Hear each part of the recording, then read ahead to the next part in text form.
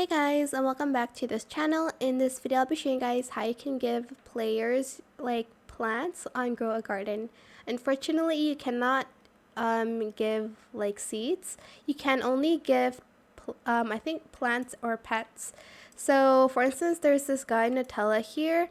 You're just going to pull out like a pet or a fruit, and you're just going to select that person and press gift. So press E and gift, and that is how you can gift either a plant or a fruit to a person in Grow a Garden. Hope it was helpful for you guys. Don't forget to like, comment, share, and also subscribe to this channel if you haven't done that already.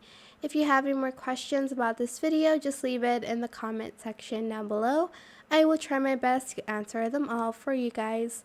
And if you found this video helpful, please click the thanks button as well. That is it. Thank you so much for watching. Bye!